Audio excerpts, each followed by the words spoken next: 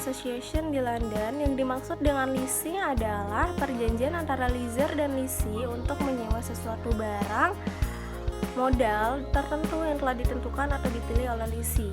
Hak kepemilikan barang modal tersebut ada pada leaser, sedangkan leasee hanya menggunakan barang tersebut berdasarkan uang sewa yang telah ditentukan dalam jangka waktu tertentu. Menurut keputusan Menteri Keuangan Indonesia yang diatur berdasarkan nomor 1169 KMK 1991 yang menyatakan bahwa leasing adalah sewa guna usaha, adalah kegiatan pembiayaan perusahaan dalam bentuk penyediaan barang-barang modal baik secara sewa guna usaha hak opsi finance lease maupun sewa guna usaha tanpa hak opsi operating lease untuk digunakan oleh leasee selama jangka waktu tertentu berdasarkan pembayaran berkala. Nah, dengan demikian sewa guna usaha atau leasing merupakan pembiayaan baik itu kepada perusahaan ataupun perorangan yang bisa berupa pembiayaan barang modal dengan sistem pembayaran kembalinya secara berjangka sesuai dengan waktu yang telah disepakati oleh kedua belah pihak. Nah, selanjutnya ini ada pihak-pihak yang terkait dalam kegiatan leasing ini. Yang pertama ini ada penyediaan barang-barang modal, yang kedua adanya jangka waktu tertentu, yang ketiga pembayaran secara berskala, yang keempat adanya hak pilih atau option right, yang kelima adanya nilai sisa yang telah disepakati bersama, yang keenam adanya pihak leaser atau perusahaan leasing, yang ketujuh adanya leasee, yang kedelapan adanya supplier, yang sembilan adanya bank dan kreditur, dan yang terakhir adanya asuransi. Jenis-jenis leasing. Jenis-jenis leasing yang pertama adalah finance leasing.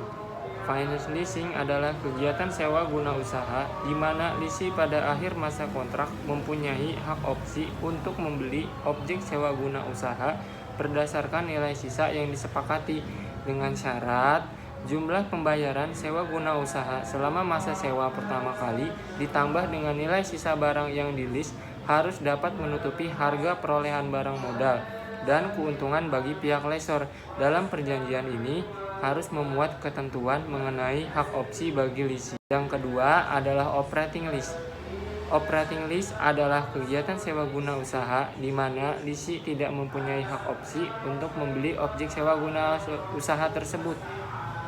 Untuk operating lease ini syaratnya adalah jumlah pembayaran selama masa leasing pertama tidak dapat menutupi harga perolehan barang modal yang dileasingkan ditambah keuntungan bagi pihak lessor. Dalam perjanjian ini tidak memuat ketentuan mengenai hak opsi bagi leasing. Berdasarkan kegiatan usaha yang dapat dilakukan oleh perusahaan leasing di atas, maka kita dapat membagi perusahaan leasing menurut jenis usahanya, yaitu pertama ada independent leasing. Independent leasing merupakan perusahaan yang berdiri sendiri dalam kegiatannya, dapat sekaligus sebagai supplier atau juga membeli barang-barang dari supplier lain untuk dileasingkan. Yang kedua ada captive leaser. Dalam perusahaan jenis ini, produsen atau supplier mendirikan perusahaan leasing dan yang mereka leasingkan khusus barang-barang mereka sendiri. Tujuannya adalah untuk meningkatkan penjualan dan mengurangi penumpukan barang di gudang atau stok mereka. Dan yang terakhir ada leasing broker. Perusahaan ini jenis kegiatannya adalah mempertemukan keinginan leasing untuk memperoleh barang modal dengan pihak lessor. Jadi, dalam hal ini, leasing broker hanya berperan sebagai perantara antara pihak leasing dan lessor. Prosedur pengajuan leasing. Untuk setiap permohonan pengajuan yang diajukan oleh nasabah kepada lessor haruslah dilakukan secara langsung, baik itu pengajuan secara tertulis maupun lisan, dengan tujuan agar tidak terjadinya kerugian karena terjadinya kesalahan analisis pada saat mempelajari permintaan pengajuan tersebut. Berikut adalah prosedur permohonan fasilitas leasing dari leasing kepada lessor secara umum. Yang pertama, ada leasing mengajukan permohonan untuk memperoleh barang modal baik secara tertulis maupun lisan.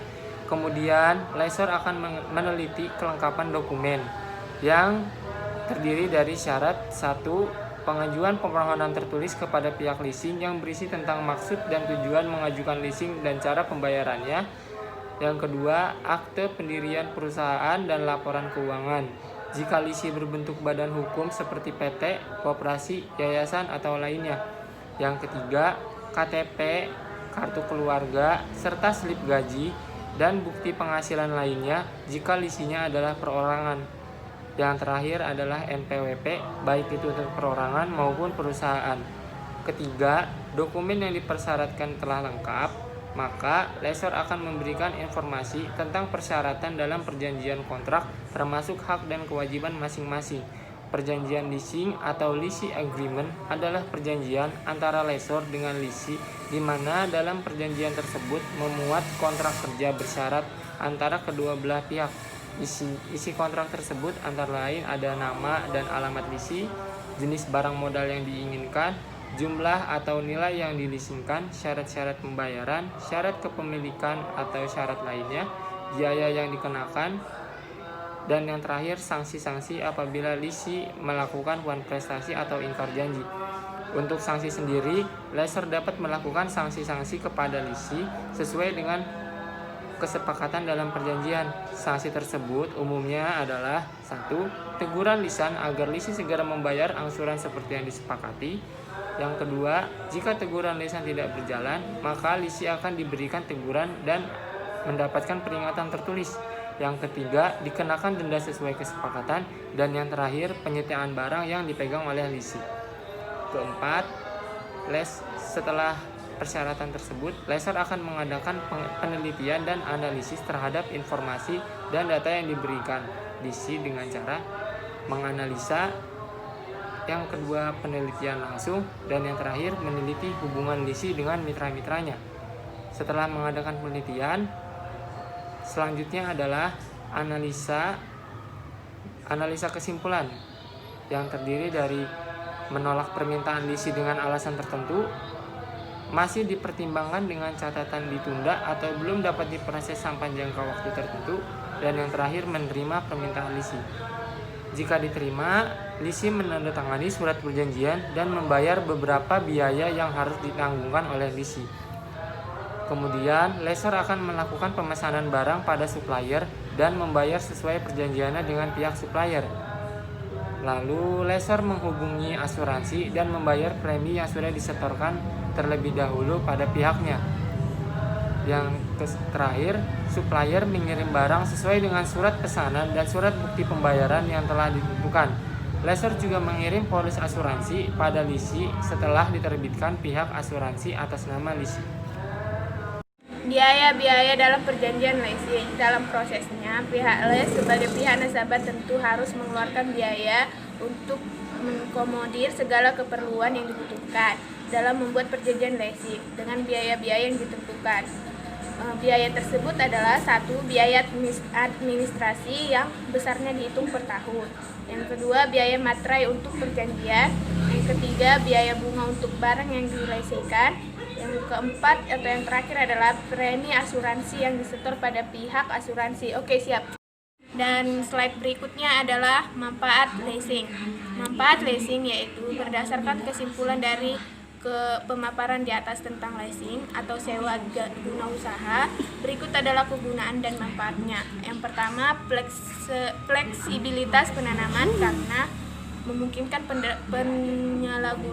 pendayagunaan investasi data secara optimum. 2. Menghemat modal. Yang ketiga, resiko keuangan dalam keadaan yang serba tidak menentu. Les dengan menggunakan operator les dapat terhindar dari risiko keuangan. Yang keempat adalah terhindar dari pengaruh inflasi. Pembayaran sewa bersifat tetap dan dalam jangka menengah atau panjang. Yang kelima, menguntungkan arus kas. Keluasan pengaturan pembayaran sewa sangatlah penting dalam perencanaan arus kas, karena pengaturan ini mempunyai dampak yang berarti bagi pendapatan lease. Dan yang terakhir adalah kemudahan penyusunan anggaran. Adanya pembayaran sewa secara berkala dan jumlahnya relatif akan memudahkan dalam penyusunan anggaran anggaran tahunan les, dapat memilih cara pembayaran sewa secara bulanan atau kesepakatan lainnya.